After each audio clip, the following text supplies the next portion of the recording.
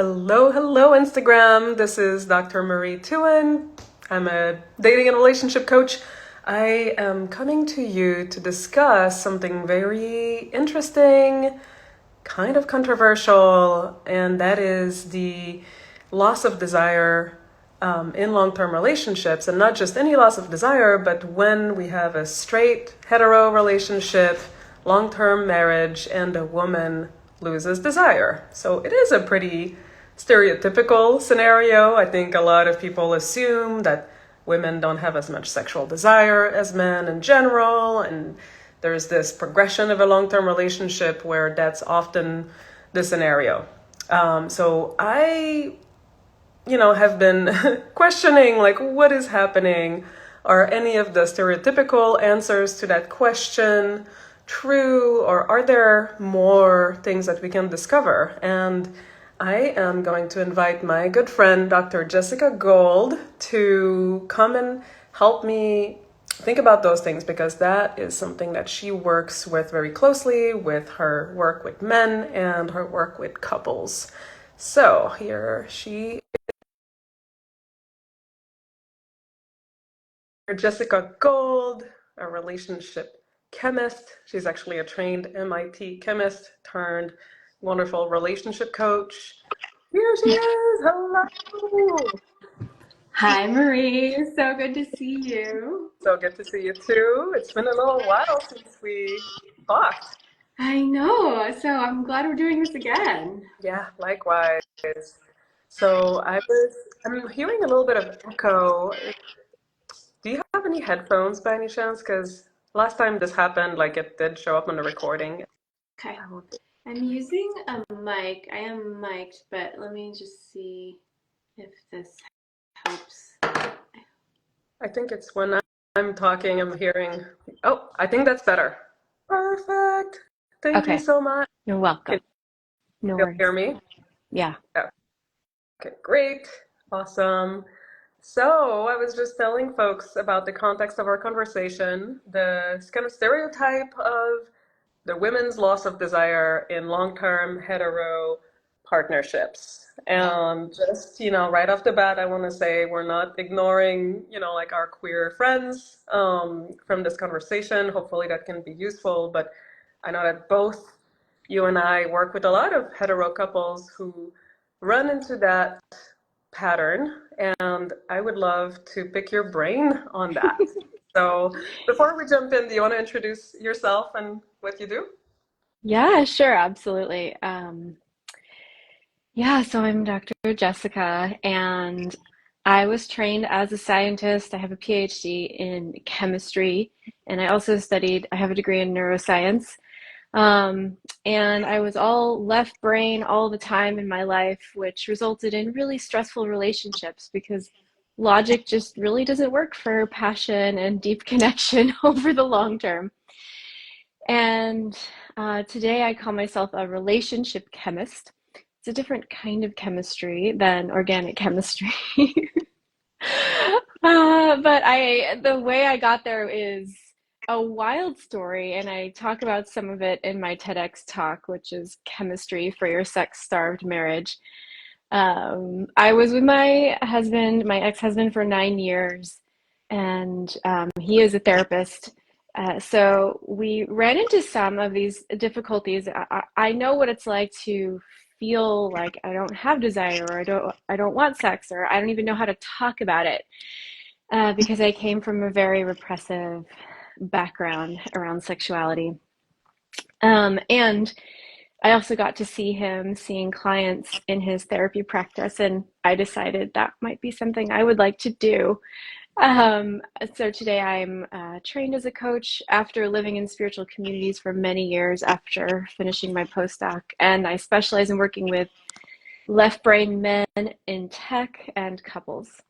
Mm, beautiful. I love that you have this, personal background with the topic that we're talking about, and also, of course, professional background helping so many people Yeah. yourself. And, from a background of chemistry and left brain science, I think that of course, it's not the only thing we need to create success in relationships, but it is also so helpful to look at things like scientifically and to look at, the research on things and to not leave that completely behind. So I love that.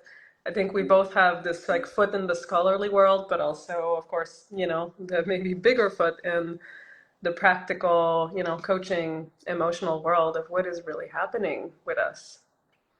Yeah, absolutely. Yay. So what do you think is happening with that pattern? Like, I know that you said you personally were coming from a very sex repressive, sex negative culture, and you felt like you could not even talk about your loss of desire in your long-term marriage. But like, do you find that there is a pattern, like with women losing desire? Like, do you think it's like one main reason, or are there just like a multitude of reasons? Oh, well, I could talk for an hour on that alone.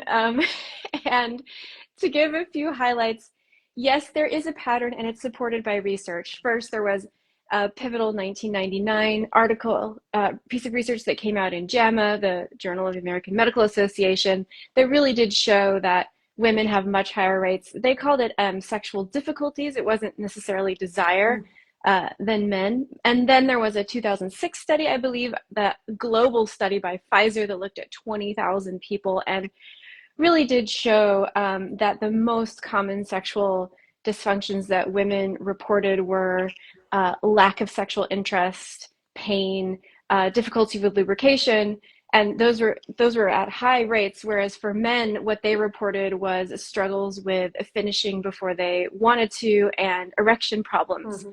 Right. So it's not that men don't struggle with desire. They absolutely do. And we'll talk about that. But it is supported by the studies that it is at higher rates for women, up to as many as 50% of women struggling with low or lack of desire at some point in their life. Mm. Um, Yeah, that's a big portion. yeah, Yeah. it's a And do lot. you know if that's only straight women in hetero partnerships, or do you also know if that happens also with queer women?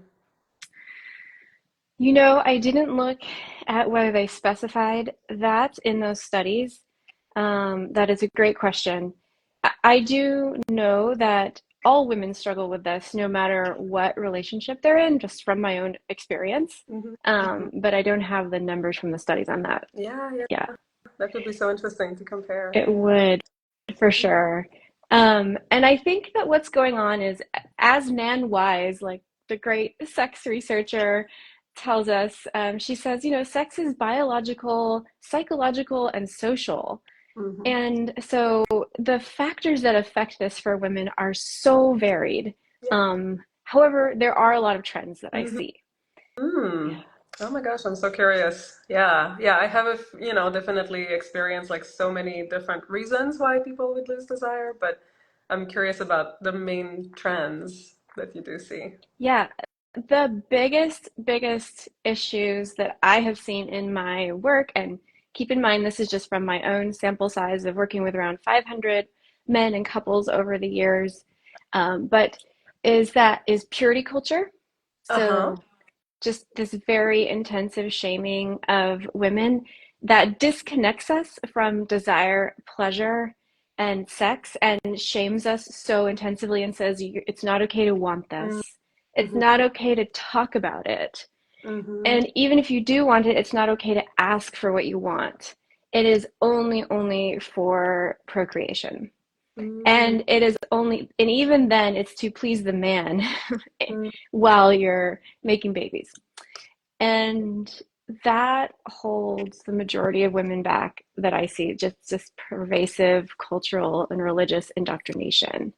Um, the second biggest thing is body image issues. Mm-hmm. Those are really, really big, and often the men feel really helpless and don't know how to help the women with that because all of their compliments go dismissed or rejected. And, it's a really big issue is the body image. I see. Um, and Right. the last thing is communication. Mm-hmm. Really, a lot of the times women report having asked repeatedly for what they want, but their partner just hasn't been able to hear it or hasn't been able to act on it. And I say that with so much compassion for everyone involved because, men have their own really strong challenges around sexuality, like their identity is wrapped up in it, their worth as a man. And the idea of receiving any sort of feedback or requests can cause a collapse. Yeah. Like a nervous So, collapse response. um, not exactly that, more like a psychological collapse of, oh my God, I'm not good enough. I'm not actually a good lover. Just like a collapse of identity and self-confidence. Right, right, right. And from that place, then, like, if he's in a trigger space, he is not really open to hearing and to being curious and to choose a new behavior because the insecurity just takes over. Yeah, exactly. Right, right. Yeah, that's so interesting. So I feel like the purity culture probably also impacts everything else because if we're not trained to actually talk about things openly, especially things that have to do with sex, then there might be an issue with the body image or with the relationship or with the kind of sex that people are having. And if, like people are not feeling comfortable talking about it, then it can fester to the point where it's no longer the kind of sex that's worth wanting. Yes, exactly. Yeah, like she was probably never having sex that she actually liked, but she didn't believe that it was okay for it to be different. So, for example, one woman told me, and she started dating her husband when they were teenagers, and they came to see me when they were in their 60s. Mm-hmm. And I was doing a boundaries practice for her, and she said, it has never occurred to me in 40 years of marriage that I could ask for what I wanted. Yeah. Wow. 40 years. That's wild. Yeah. Yeah. That must have been both heartbreaking and such a breakthrough.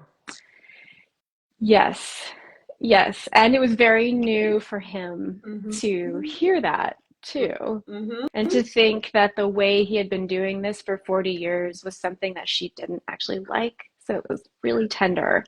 Oh my Yeah. gosh. So, what do you do? Like, how do you work with a couple like that who, like, is in the process of discovering, like, wow, we've been in a pattern, an interlocked pattern with each other for decades, and now we're trying to change it, and we want to come from where we are now, which might be a sexless marriage or, like very occasional or, like maintenance sex that's not really exciting for either of them, and particularly not for the woman. Like, how do you work with folks like that? Well, first of all, a lot of the times men come to me and they say they have been asking, trying every which way they know how to ask their female partner to talk about sex. Mm-hmm. And she's the one that says, "Oh, I don't talk about that. We just don't do that." And he'll say, "Why? What's going on for you?" "Oh, it's just not done. I can't do it." So the woman can often be very like, "Nope." And he has been trying and trying and trying his best because I'll tell you a secret. Men hate dutiful, obligatory, bored sex from their partner. I can imagine. Yeah, I've heard that from many men too. Like, they don't Yeah. just want sex, they want to feel desired. They want to feel like the woman actually wants to have sex and is not just Yes. checking a thing off their to-do list.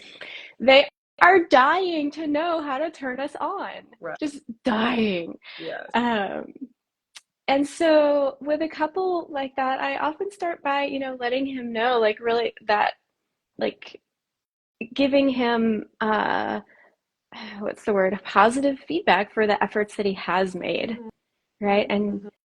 And then there's a lot of work to do around redefining what it means to him to be a man. Mhm.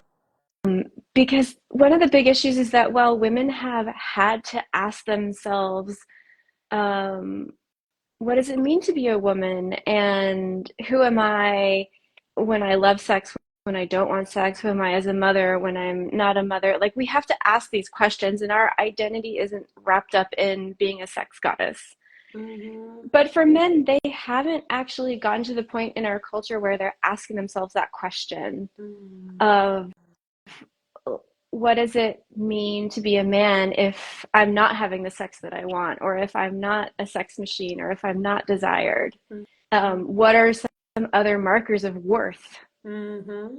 Mm-hmm. And so we want to start to really shore up his empowerment and his own confidence and his own ability to, um, what's the word, redefine these terms, reclaim these terms. Mm-hmm. Um, Mm-hmm. but the second thing I do, oh, do you want to ask your question? Well, I'm curious like about that identity piece, like how people see Mhm. themselves as, like a sexual being and how that is also something that I think most of us don't necessarily do consciously in our Mhm. lives.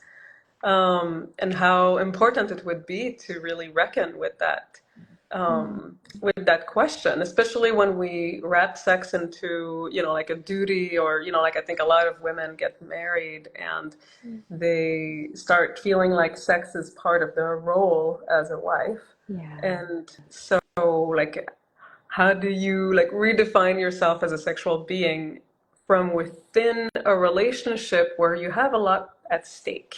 Right. And yeah, that is a very big part of it is like the identity piece.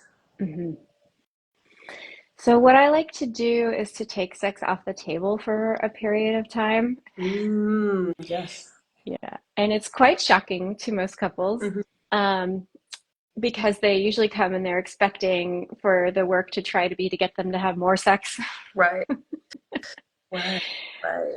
And I think it's a real hero's journey for the man because he's already feeling kind of a sense of desperation and not and lack of fulfillment and just really his soul is crying out for more. Hmm. And so it can take a strong commitment to love on his part to say, no, we're going to go all the way. We're going to do this consciously. Hmm.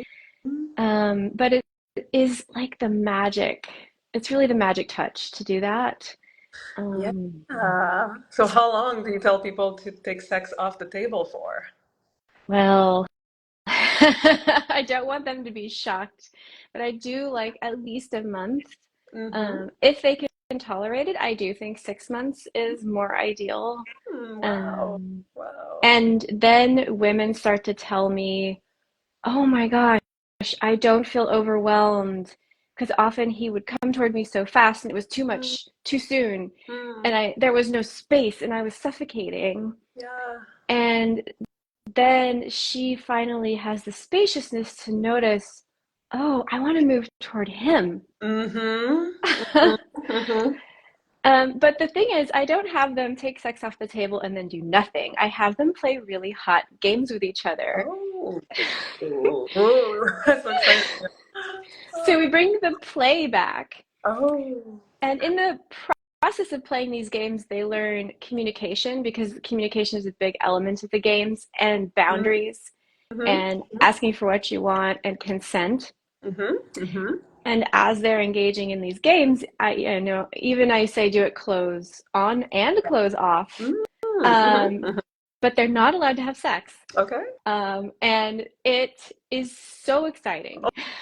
Oh my gosh. They come back being like, when can we have sex, please? Wow, both of them, Yeah. right. Can you give me an example of a game?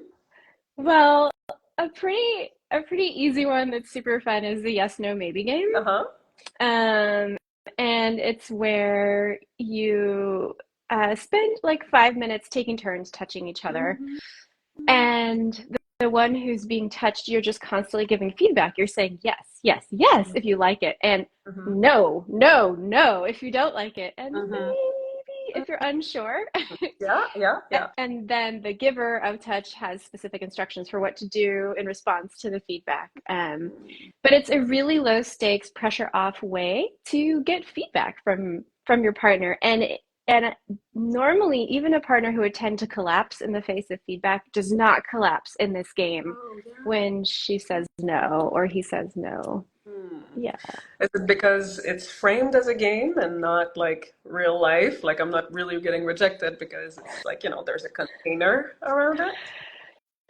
Yeah, I mean, I think there could be diverse reasons for it, but definitely the time limit and the game, and then also getting a lot of positive feedback at the same Yeah. time Yeah. from the guests. But also the stakes are just way lower because it's not nearly as vulnerable if you're not having intercourse Yeah. and getting the feedback.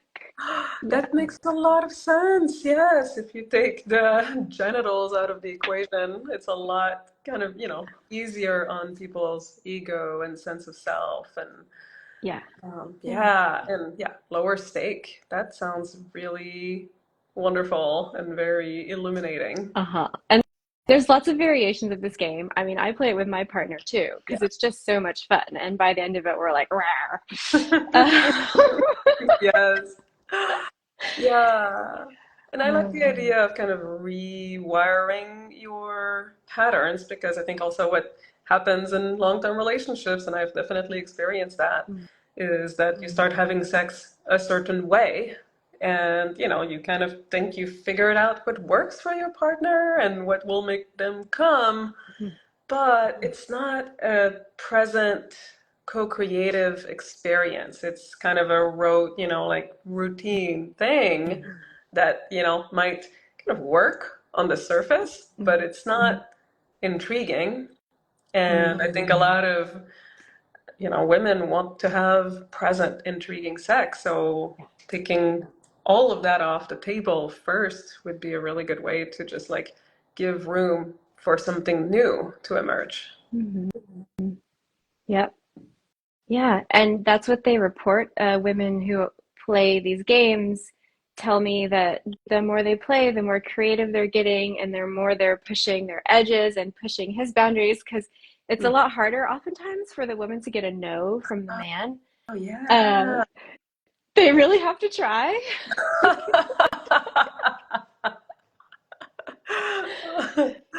Oh, It's a lot of fun. oh, Uh, gosh. but I also have couples just create a culture of appreciation in their relationship. Like, notice what they love about each other, give compliments, give positive reinforcement, Mm-hmm. because most people have fallen into a culture of complaint. Mm-hmm. Mm-hmm. And you're not going to get more of what you want by complaining. Right. Yeah. And then I teach men to do micro flirting. Mm-hmm. So things that just light her up and cause a little shiver of pleasure to go up her spine and delight her, Mm-hmm. but leaving her wanting more. Yes. Um, because I've Yes. had many men secretly tell me that after this work, they realize they have never once in 30 years of marriage touched their wife other than with the intention for it to lead to sex. Mm-hmm. Yes. And so the idea of not having pressuring touch is new and creative. And, men tell me, oh my gosh, I love romancing my woman. Um, Mm. Right, right. yeah. I'm gonna come by and touch her neck and kiss her and then walk away. Uh-huh. Like, oh, that's hot. Okay. You didn't just want to have sex right now, but you wanted to, have an erotic exchange. Mhm. Hmm. Exactly. So it's keeping the aliveness there. Yeah. Yes.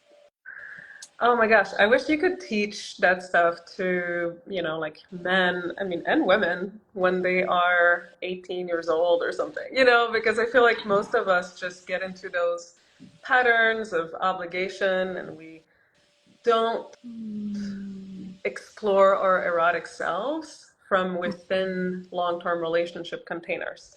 I mean, at least the minority is, but like I think the majority of us kind of, like start focusing on other things and, like just like a lack of attention to the eroticism ultimately. Yeah. It's really hard. I mean, I think the way we live our modern lives in isolated nuclear family units and with so much burden, so many burdens falling on the couple of child rearing, financial stability, elder care, and house upkeep. You have to be. It's like you're running a business together, Hmm. and Hmm. the default is that pleasure is frivolous. Yeah. It's just a secondary thing. It's an indulgence. And also that sex isn't something you should talk about or pay attention to. And also that the health of the connection between the couple, it's really not anywhere in our vocabulary unless you make it a priority. So everything else ends up coming first. You know, making ends meet, kids, chores, sleep, exercise, friends, social commitments, family, and and a lot of people just slide into relationship without asking questions of what are the roles that we expect each other to play, what are we going to prioritize in life, and so it's very few people who consciously think about those things, and so it's just inevitable that sex and pleasure will not be high on the list. Right, totally. Like I hear sometimes from some of my clients, like, well, it's not that I don't like the sex that we have. It's just that I have so many other things to think about. Like it never feels like it rises to the top of my priority list. Like I don't have, I mean, what we would call like spontaneous sexual desire. Yeah. It's more of a, like when we're already in it, I'm like, okay, this is not that bad. We should do this more often. But Yeah. like, what do you tell to, what do you say to these people who, I mean, I have actually like someone that I worked with recently where the woman was saying that exact thing, she likes the sex that they're having, but she never prioritizes it because there's too much going on. And then the man feels like if it feels like they're actually putting time aside to have sex in advance, they're scheduling it, it doesn't feel as romantic to him, and he doesn't feel like she actually wants it because it is not on the top of her priority list. So I know that most people would say like, yeah, just schedule it and have fun. But what if the guy feels like, well, that's not enough desire for me to feel wanted. So this is a really common scenario, Hmm. and what's going on is there's some limiting beliefs on both of their sides. So one of the beliefs that's really in the culture is that the only sex that counts is spontaneous desire type of sex. Hmm. And so he needs to be asked a lot of questions and maybe start to question some of those narratives around like why he thinks that's the only sex that counts. So to really do some deep digging and inquiry with him. Hmm. And then also with her, like, what is it that's actually standing in the way of her prioritizing it? What are the beliefs? What are the emotions? Hmm. What's going on in her subconscious? Yeah. Um, and there are shadow work practices that I love to do with couples, which one of them is, is something like, what are you actually committed to? And Hmm. and this is a combination of like Existential Kink from Carolyn Elliott and a practice from the 80/80 Marriage by Nate Klemp and his wife, I forget her name, which is a fantastic book, The 80/80 Marriage. 80/80. Mm-hmm. 80/80. Like instead of 50/50, Oh, you each put 80% of the work. it's brilliant. Cool. So it's like, what are you actually committed to? Because the idea is what you're getting is what you're actually committed to. Yes. Yes. And you may not think that consciously, but subconsciously, you're getting what you have because that's what you're committed to. And so you can have couples write down, give me the instruction manual for creating a sexless marriage. Hmm. What is it that you're doing? Write down the steps for me. Right. And then what are the benefits and what are the costs? Oh, Uh, yeah. yeah. And it helps them unearth subconscious assumptions and beliefs that are at play and really decide like, wait a minute, is this worth it? Do I want it? Yeah. Um, Yeah. yeah, We want the same thing. right. Yeah. Yeah. And if you do want the same thing, what are the steps that you are going to take Mhm. to get it? Mhm. And instead of having it be me against you, it sounds like they're a little bit in this place of me against you. Yeah. Like if she wins, I lose. Mhm. Mhm. Right. Um, Right. Exactly. so yeah, you want to create a third space like Emily Nagoski talks about in Come Together, which is okay, sex or passion is this third thing that's outside of us that we stand together and look at and ask, what do we want to do about this? Mm-hmm. And some of the most freeing questions that I have found are the following, and I forget if it's Esther Perel or Emily Nagoski, but it's to ask women, what is it that you don't want when you don't want sex? Yes. Yes. Oh, I heard that question. What a great question. so helpful.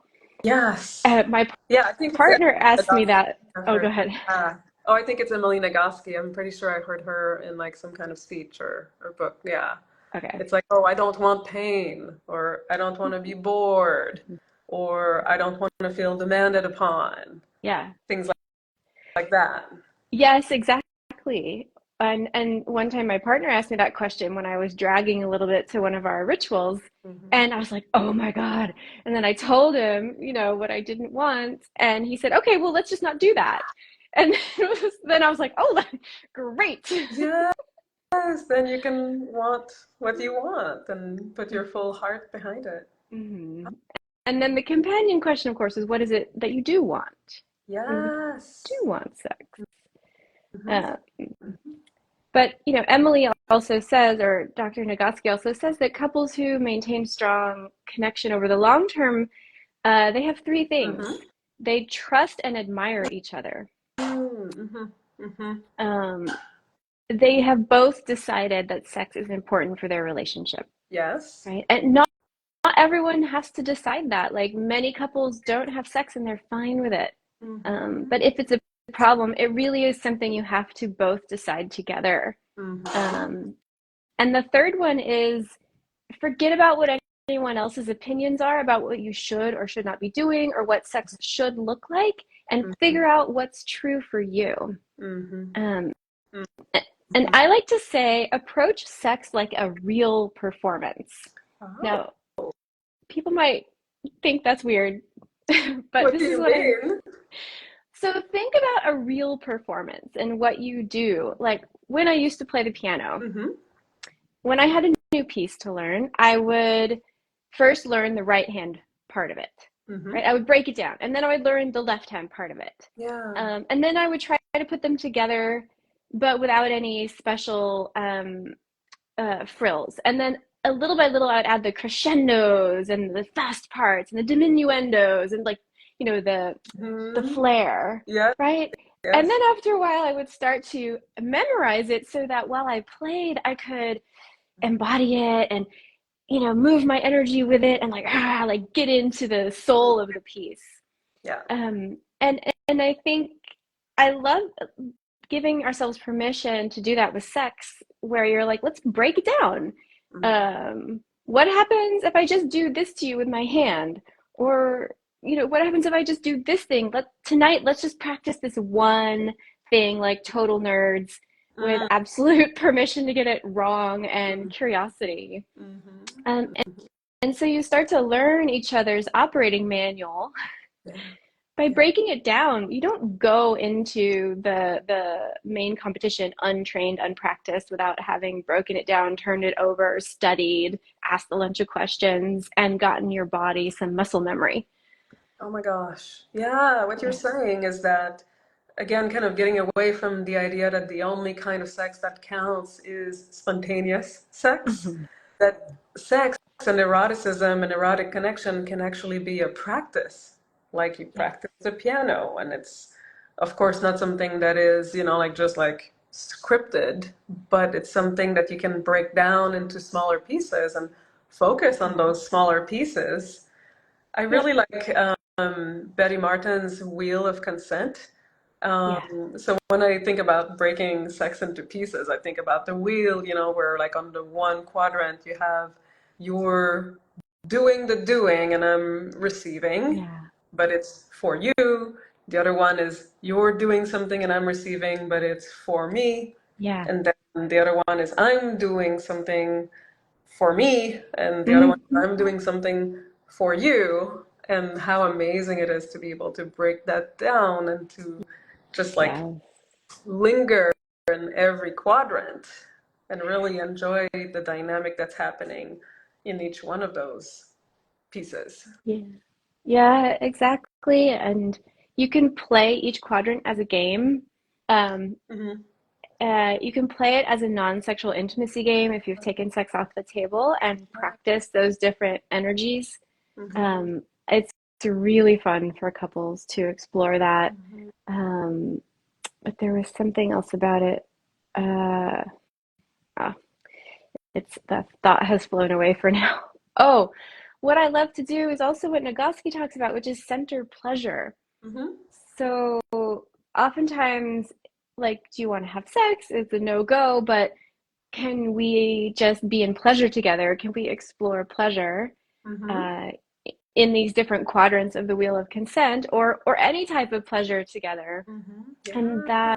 that is a much easier thing to say yes to.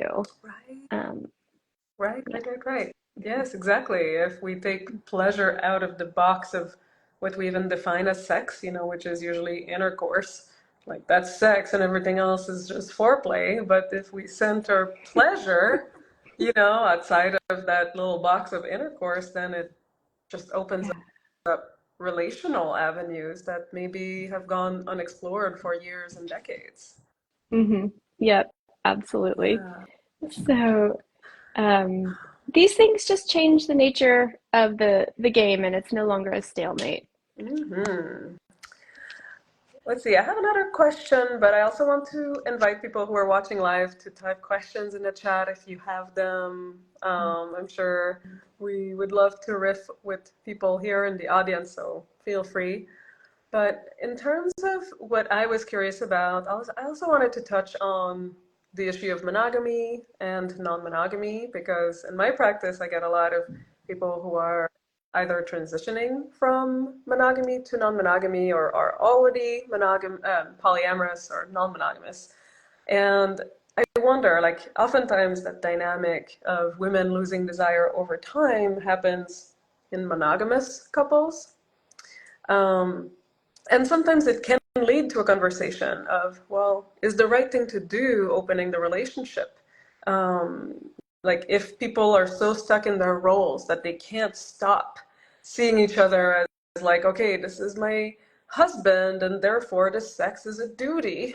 And I need to get out of that actual relationship to explore my sexuality without that kind of pressure Right, and prescribed role and practiced groove.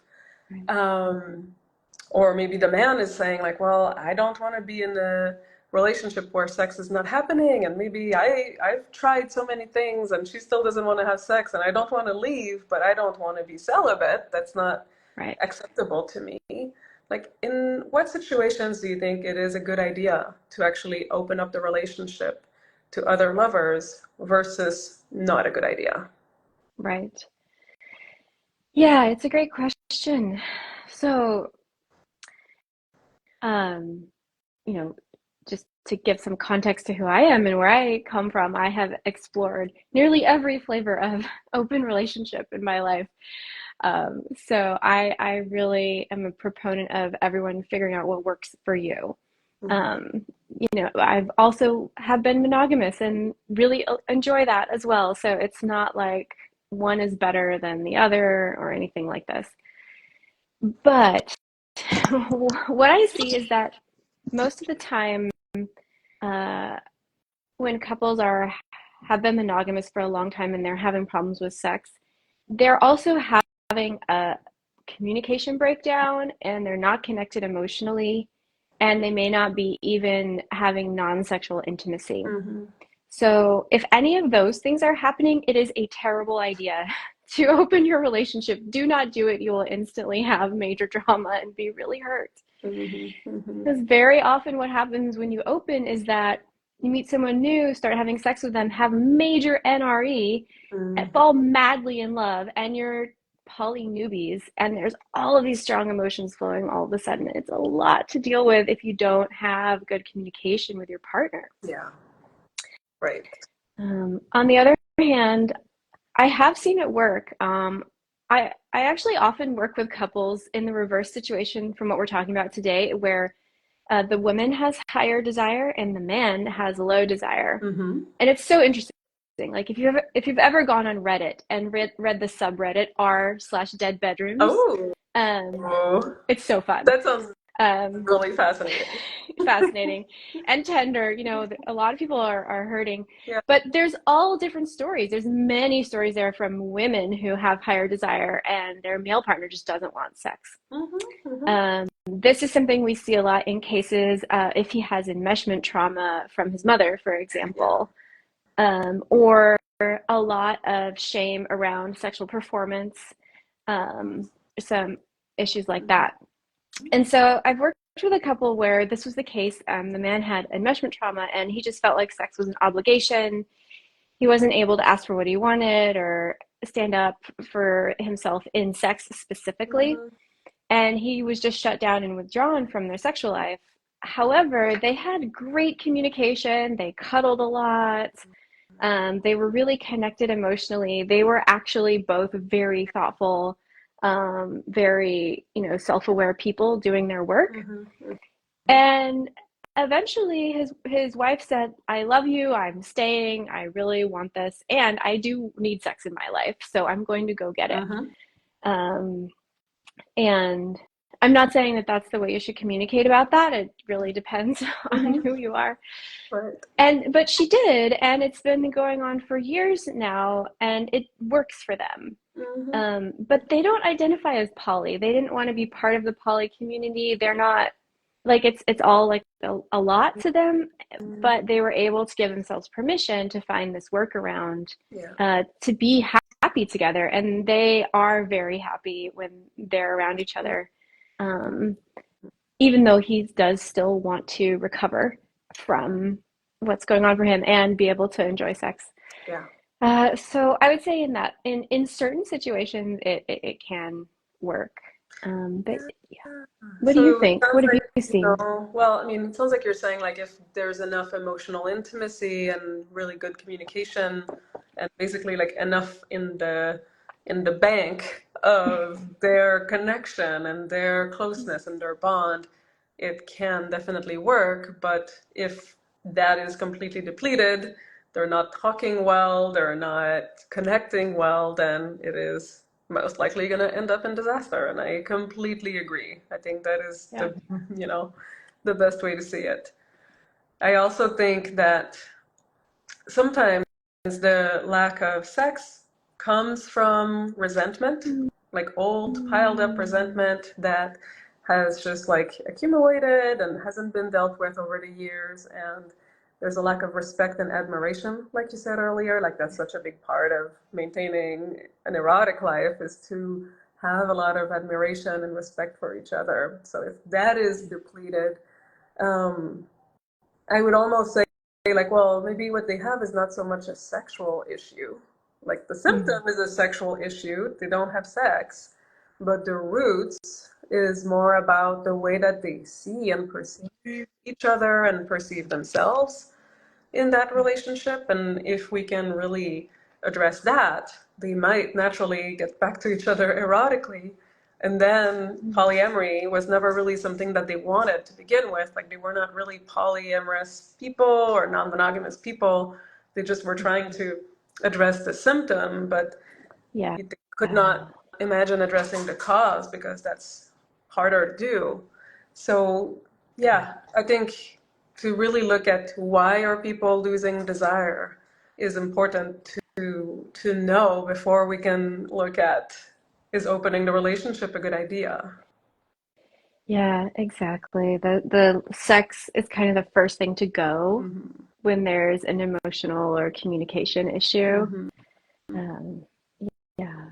Yes, yes. It's like the leaf on the tree. It's like, well, let's check out the roots and see what is the status underground of this tree. Like, why is it not flourishing? And I'll say also, like, I mean, I'm a big proponent of relationship diversity. You know, I'm the first one to want non-monogamy, all kinds of non-monogamies, including polyamory and solo poly and relationship anarchy, etc., to be, like just normalized as really wonderful relationship options.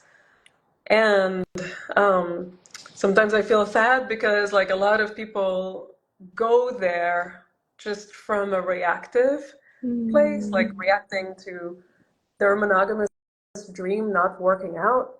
And yeah, then, things explode, and that gives polyamory a bad name because people see that and they're like, well, I told you, polyamory ruined your relationship.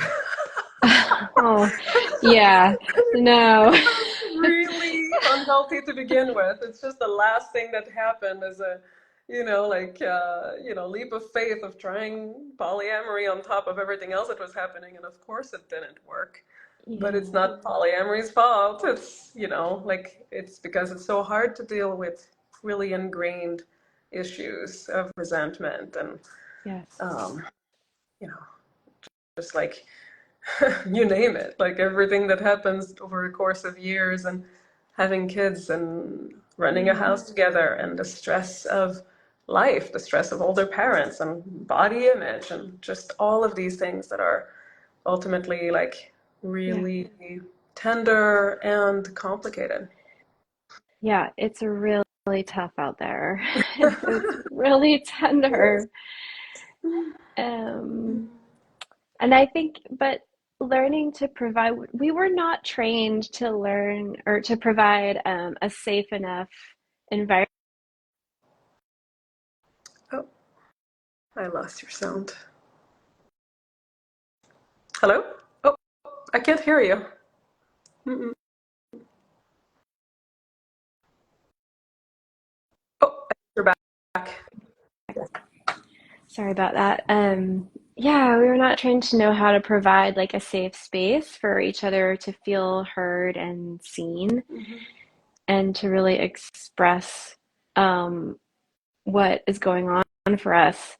And without that foundation, it's so hard to stay connected and to break free of all of this conditioning. You know, women have the good girl purity culture conditioning, and men have a lot of tenderness around sex too, in terms of feeling like they need to perform, they have to be rock hard all the time, their body has to be a machine, you Yeah. know, they have to please her at any cost. Mm-hmm.